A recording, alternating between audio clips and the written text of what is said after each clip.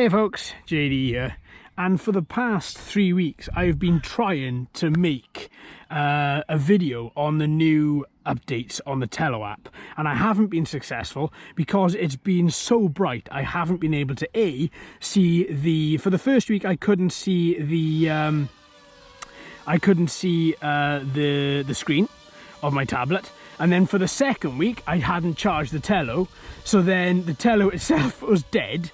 So that was an issue. So now I'm hoping that we're going to get a bit better today. But today we've got all this.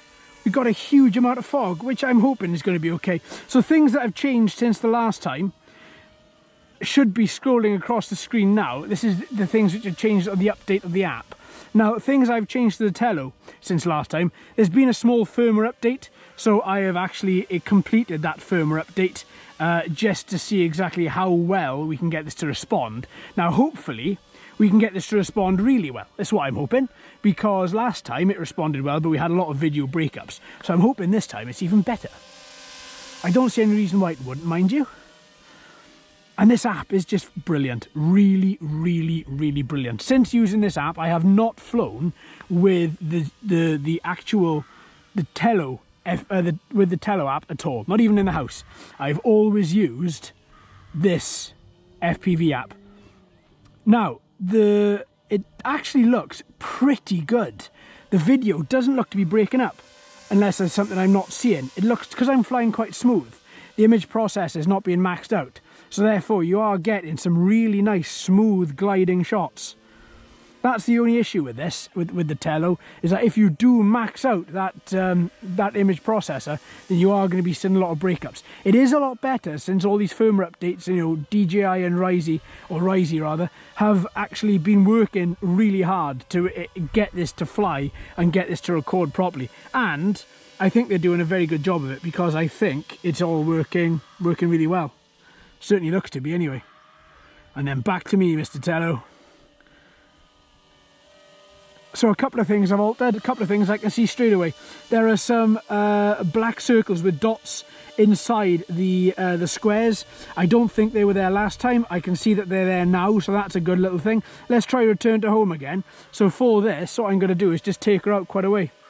I really love the return to home feature. I think this is somebody that honestly wants to utilise all of the Tello and all of the everything that the Tello's got to offer, and then comes up with something which is just so fantastic, especially this, returning to home, and it tells you your distance, how many meters you've got until you get back to your home destination.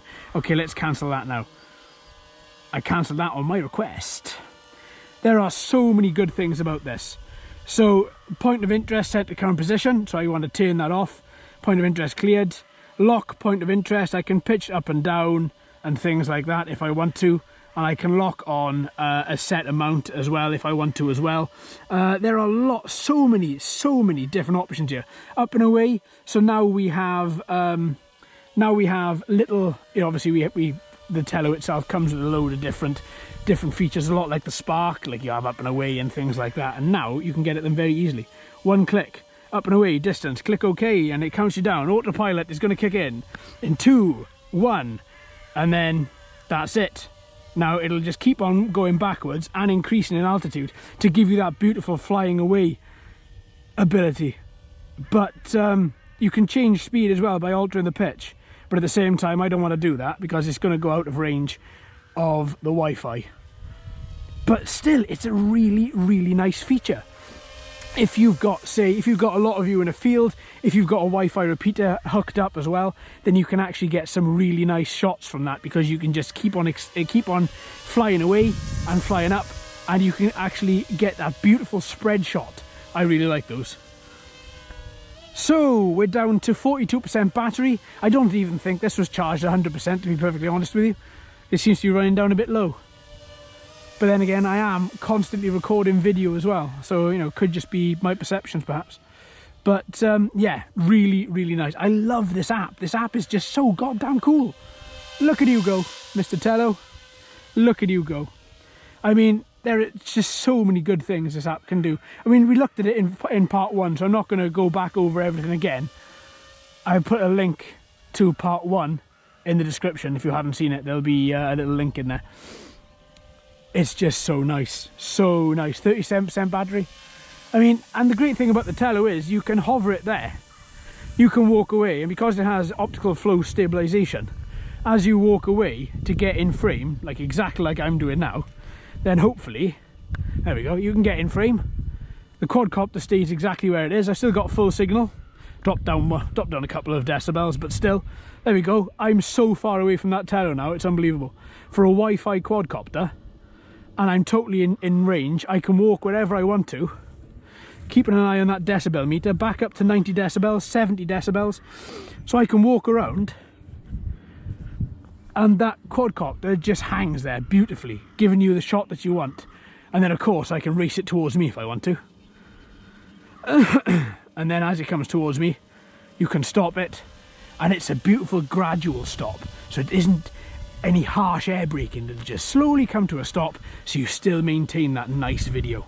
Beautiful, beautiful, beautiful, beautiful.